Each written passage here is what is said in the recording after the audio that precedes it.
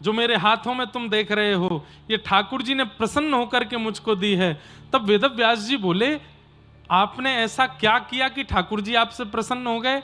तब नारद जी बोले, मैंने ठाकुर जी को गायन सुनाया था, ठाकुर जी को कुछ गा के सुनाया था। तो फिर वेदव्यास जी बोले, आपने गायन कहां से सीखा? तब नारद जी बोले, बड़ी कथा है, सुना दूं? बोले हाँ सुनाओ। तब नारद जी बोले, सुनो, एक बार की बात है, वैकुंठ में एक संगीत की प्रतियोगिता हो रही थी और भगवान श्रीमन नारायण शेष नाग पर पौड़े पौड़े संगीत सुन रहे थे। जैसे रंगनाथ भगवान आपके कट्टी में विराजमान है शेष नाग पर। बंधुओं, ये कौन सी मुद्रा है पता है? ये राजी वाली मुद्रा है। राजी वाली मुद्रा समझे? जैसे घर में बच्चों को कोई बात मनवानी हो माता पिता से, तो माता पिता बैठे हों तब नहीं मानेंगे, माता पिता खड़े हों तब नहीं मानेंगे, लेकिन माता पिता ने लेट जाएं, थोड़ी आंखों में नींद सी भरी आए, तब कहो पिताजी कल हम धुआंधार घूमने चले जाएं।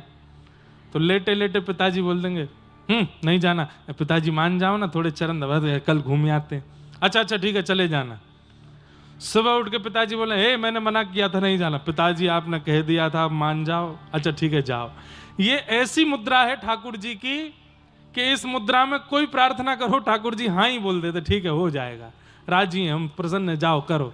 आराम की मुद्रा है।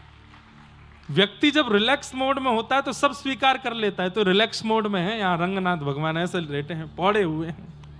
और रिलैक्स मोड में व्यक्ति उग्र मोड में हो, अब यही शंख चक्र गदा पद्मधारी ऐसे खड़े हों ठाकुर जी, पीछे भी रिलैक्स मोड में ही हैं, चल रहे हैं, ऐसे खड़े हो ना, आप कहो ठाकुर जी ये कृपा कर दो, तो ठाकुर जी जांच करेंगे, पड़ताल करेंगे, पूरी तहकीकात करेंगे, तब कृपा करेंगे। लेकिन पौड़े हैं, बिल्कुल आराम फरमा रहे हैं, रिलैक्स मोड में है, उस समय कहो ठाकुर जी ये कृपा कर दो, हो गई, डिस्टर्ब मत करो, चलो जाओ, हो गया तुम्हारा काम, जाओ। तो यहां रिलैक्स मोड में है ठाकुर जी, रंगनाथ महाप्रभु। लेकिन हां, संसार मत मांगना, मांगो तो भक्ति ही मांगो, मांगो तो विचार। एक बात बोलूं, ठाकुर जी से क्या मांगना चाहिए? अगर मांगो तो बताऊंगा, मांगोगे? ठाकुर जी से क्या मांगना चाहिए कि हे ठाकुर जी हमें सरल बना दो, हमें सहज बना दो, हमें डाउन टू अर्थ बना दो, हमें ज्यादा चतुर चालाक नहीं, हमें भोंदू बना दो, हम बहुत चतुर हो गए नाथ। आप ठाकुर जी से स्वभाव मांगोगे ना, ठाकुर जी भर भर के देंगे आपको। हमने सदैव ठाकुर जी से ऐश्वर्य मांगा है, संसार मांगा है, विचित्रताएं मांगी हैं। ठाकुर जी से स्वभाव की याचना करो कि ठाकुर जी हमारा स्वभाव सरल कर दो, ठाकुर जी हमारे हृदय को पवित्र कर दो, हम बहुत दोष देखने लगे हैं लोगों में, हमें सरल बना दो। आज जाके रंगनाथ भगवान से मांगिएगा, हे नाथ हमें सरल बना दो। अरे आप और कुछ मांगेंगे तो रंगनाथ भगवान कहेंगे जाओ जाओ दिया, परेशान मत करो। लेकिन आप रंगनाथ प्रभु के सामने जाके कहोगे, हे रंगनाथ मेरे हृदय को सरल बना दो, तो ऐसे पौड़े पौड़े ठाकुर जी एक बार तो उठ के बैठ जाएंगे, हैं क्या मांग रहा है? मेरे चित्त को सरल बना दो। वाह भैया, ये तो कभी किसी ने नहीं मांगा, जा तुझे दूंगा, इससे भी ज्यादा बढ़िया दूंगा। सरल बनो, सहज बनो। तो नारद जी महाराज कथा सुनाने लगे कि एक बार वैकुंठ में एक प्रतियोगिता हुई। सब लोग सावधानी से सुनिएगा। और कैसी प्रतियोगिता? संगीत की प्रतियोगिता। और संगीत की प्रतियोगिता में ठाकुर जी पौड़े थे शेषनाग के ऊपर। नारद जी बोले 33 कोटि देवता वहां पर इकट्ठे हुए थे, सब संगीत की प्रतियोगिता देखने आए थे, मैं भी गया। पर हम ठाकुर जी के इतने मुंह लगे हैं, हम पीछे नहीं बैठते, हम फलांगते हुए आगे गए। और शेषनाग, जैसे ये शेषनाग हैं, ठाकुर जी यहां पौड़े, ऐसे शेषनाग से कमर लगा के मैं बैठ गया। नारद जी बता रहे हैं, ठाकुर जी को प्रणाम करके शेषनाग से कमर लगा के बैठ गए, सुनने लगे संगीत। पौड़े पौड़े ठाकुर जी ने सोचा सरस्वती जी गा रही हैं, हा हा हु गंधर्व गा रहे हैं, देवादिदेव महादेव शंकर गा रहे हैं, सब बहुत अच्छा गा रहे हैं, लेकिन कैसा हो कि किसी दिन मेरा नारद भी गावे, मेरा नारद भी कुछ गा के सुनाए। पर नारद जी को तो सारे गामा पध निसा का सा भी नहीं आता, बिल्कुल गायन नहीं आता था नारद जी को। तो ठाकुर जी ने अपने पैर के अंगूठे से नारद जी के गले पे थोड़ी ऐसे खुजली की। नारद जी बोले, जी भगवान आज्ञा, तुम यहां क्या कर रहे हो? नारद जी बोले, वैकुंठ में प्रतियोगिता चल रही है, सुनने आया हूं। ठाकुर जी बोले, तुमसे गाना बजाना तो आता नहीं है, फिर यहां क्या कर रहे हो? जाओ चलो अपना भजन करो, बताओ कौन सा राग गा रहे हैं महादेव। नारद जी बोले, मतलब हमको राग रागनिया नहीं पता तो इसका मतलब हमको सुनने का अधिकार भी नहीं है? अरे वैकुंठ में उत्सव चल रहा है, सुनने आ गए।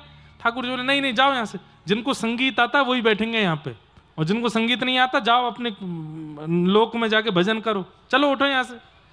नारद जी बोले, मुझे इतना अपमान बोध हुआ कि ठाकुर जी मुझे सुनने नहीं दे रहे। मैंने भी प्रण लिया, ठाकुर जी अब ये नारद तभी आपके सामने आ जाएगा जब इसको संगीत आएगा, संगीत सीख के आऊंगा मैं। और मैं तुरंत ठाकुर जी को प्रणाम करके निकला। कहां? ब्रह्मा जी के पर्सनल असिस्टेंट पीए कौन है? चित्रकेतु। चित्रकेतु जी के पास जाकर के मैंने कहा, तीनों लोकों में संगीत का सबसे बड़ा मार्तंड कौन है, उसका परिचय दीजिए। चित्रकेतु बोले, संगीत के सबसे बड़े विद्वान तो वैसे महादेव हैं, पर महादेव से ज्यादा विद्वान तो नहीं कहूंगा, पर हां कह सकता हूं कि महादेव से 21 ही हैं। कौन? बोले, हिमालय की चोटी पर बिल्कुल एकांत में एक उल्लू है, बहुत अच्छा संगीत जानता है, उसको कोई नहीं जानता।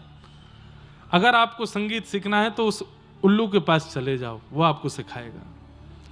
नारद जी महाराज बर्फ की पहाड़ी पर चढ़ के हिमालय के ऊपर उल्लू के पास गए और उल्लू देव से जाकर के प्रार्थना की, हमको संगीत सिखाओ। उल्लू ने कहा, 1000 साल तक सीखोगे तब जाकर के एक स्वर निकलेगा मुख से। बोले, हम 2000 साल सीखेंगे, आप सिखाओ। तब उस उल्लू ने नारद जी को संगीत सिखाया। ऐसा संगीत 2000 साल में तो नारद जी महाराज की ऐसी स्थिति हो गई कि वो जिस राग को गाते हैं उस राग की परिस्थिति प्रकट हो जाती है। नारद जी बोले, अब भी कमी है, थोड़ा और मांझ के जाऊंगा। तब नारद जी महादेव के पास गए और फिर 1000 साल महादेव से भी संगीत सीखा। टोटल कितना हुआ? 3000 वर्ष। 3000 वर्ष साधना की नारद जी ने संगीत की। उसके बाद वो हुआ जो नहीं होना चाहिए था। क्या? अभिमान आ गया नारद जी को। आप तो कमर कस के बोले, आ जाओ मेरे सामने, अब तो ऐसा संगीत आता है, मुझे ऐसा संगीत आता है। ठाकुर जी ने मुझे सभा से उठा के भेज दिया था ना कि तुम संगीत के विद्वान नहीं। अरे सरस्वती, हा हा हु गंधर्व, इनको पछाड़ खा के गिरा दूंगा, मैं ऐसा संगीत गाऊंगा। अरे कहां तक कहूं, इस सृष्टि के रचयिता नारायण भी अब संगीत में मुझसे तनिक कम है। ये अभिमान चित्त में आ गया। इसलिए भैया मैं कहता हूं कि सर्वगुण संपन्न मत बनिएगा, थोड़े अधूरे ही रहिएगा, नहीं तो अभिमान आ जाएगा। धन में भी अधूरे रहो, ज्ञान में भी थोड़े अधूरे रहो, रूप यौवन में भी थोड़े अधूरे रहो, पहनावे उड़ावे में भी थोड़े अधूरे रहो, भजन में भी थोड़े अधूरे रहो, नहीं तो अभिमान के भागीदार बनोगे। नारद जी को ऐसा अभिमान आया। ठाकुर जी बोले, रुक जाओ नारद जी, अभी बताते हैं तुमको। नारद जी महादेव के पास से सीधे निकले वैकुंठ की यात्रा पर। बीच मार्ग में एक नगर दिखाई दिया।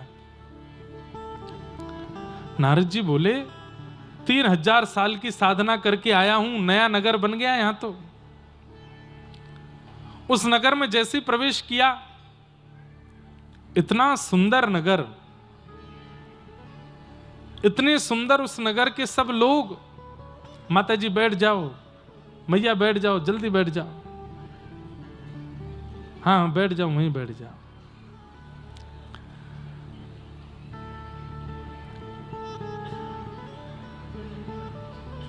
नारद जी महाराज उस नगर को देख करके बड़े प्रसन्न हुए। वो इतना सुंदर नगर, वहां के लोग बाग और भी ज्यादा सुंदर, उनकी आंखें सुंदर, नाक सुंदर, बोली सुंदर, कान सुंदर, चाल सुंदर। लेकिन नारद जी ने ध्यान लगा करके जब देखा तो किसी का एक अंगूठा नहीं है, किसी की एक उंगली नहीं है, किसी के पैर की एक उंगली कटी हुई है, किसी का आधा कान कटा हुआ है। मतलब कोई भी सर्वांगीण अंग से युक्त नहीं था, कोई ना कोई अंग उसका नहीं है। नारद जी बोले इतनी सुंदर नगरी, इतने सुंदर लोग, लेकिन ये कैसी विकृति। तब नारद जी ने एक को रोका, बोले भैया आपका ये नगर बहुत सुंदर है, इसका नाम क्या है? बोले इसका नाम है संगीत नगर, संगीत। और नारद जी संगीत ही सीख के आ रहे थे। नारद जी बोले अच्छा ये संगीत नगर है? बोले हाँ। बोले आप सब लोग? बोले हम सब संगीत की राग रागनियां हैं। मैं राग यमन, वो राग भीमपलासी, वो राग भैरव, वो राग भैरवी, वो राग चारुकेसी, वो पीछे डोल लो है राग केदार, हम सब राग रागनियां हैं। अच्छा आप सब राग रागनियां हैं? बोला हाँ। नारद जी पहले तो प्रणाम करने लगे, अभी अभी अब संगीत सीख के आए, देखो मेरे संगीत का कैसा प्रभाव, राग रागनियां प्रकट हो गई मेरे सामने। बड़ी भैया आप सबके दर्शन करके बड़ा प्रसन्नता हुई, पर मैं ये पूछूं ये आपकी उंगलियां कैसे कट गई सारी? बोले पूछो मत, एक नया नया संगीतकार हुआ है, उसका नाम है नारद। वो इतना विचित्र विकृत करके हम लोगों को गाता है कि हमारी उंगलियां टूट गई हैं, पैर के अंगूठ। हम सब लोग उसकी खोज कर रहे हैं, जिस दिन हमको मिल जाएगा उसका एक एक रोया नोचेंगे हम, उसके बाल से लेकर के और पैर के नख तक सब नोच लेंगे हम। इतना कष्ट देता है हमको, हम सब उस नारद की खोज कर रहे हैं। भैया तुम जानते हो कि नारद कहाँ है? नारद जी बोले नारद ना मेरा तो कोई परिचय ही नहीं है, मैं तो जानता ही नहीं उसको, कौन नारद?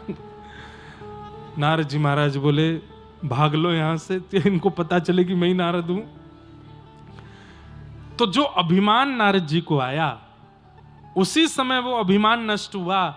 और उस अभिमान के नष्ट होते ही नारद जी जिनसे कंपटीशन कर रहे थे, सरस्वती जी और हा हु गंधर्व, उन्हीं के पास जाकर के नारद जी ने प्रार्थना की कि भगवान मैंने महादेव से संगीत सीखा, उल्लू से संगीत सीखा, अब आप मुझे संगीत सिखाओ।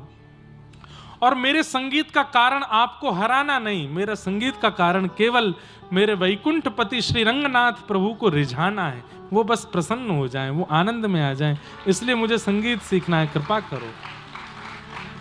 अभिमान जैसे ही नष्ट हुआ, तुरंत भगवान प्रकट हो गए और प्रकट होकर के बोले नारद यदि ये अभिमान पहले दिन ही नष्ट हो गया होता तो तुम्हें 3000 वर्ष तक संगीत सीखने की आवश्यकता नहीं थी। किसी गुण को धारण करने में वर्ष तब लगते हैं जब उसका अहम चित्त में हो। अहम शून्य होकर के व्यक्ति जब किसी वस्तु को धारण करना चाहता है तो वो क्षण भर में प्राप्त हो जाती है।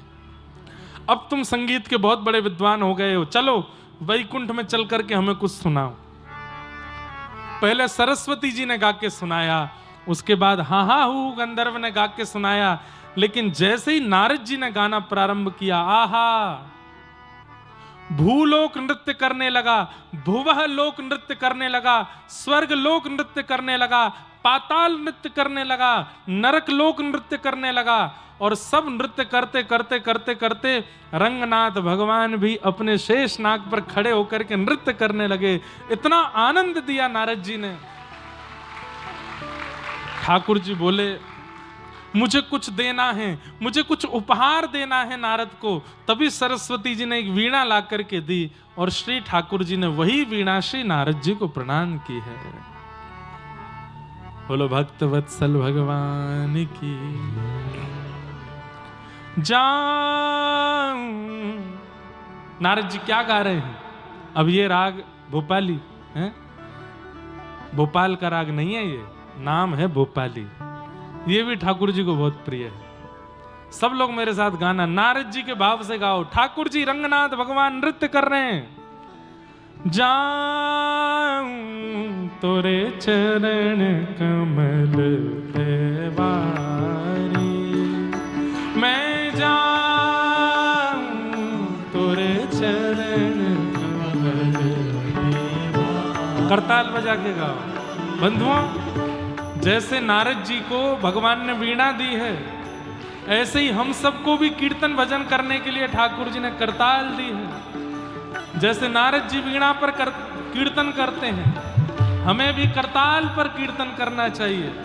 एक स्वर में बजाते हुए गाइए, हे जाऊं तोरे चरण कमल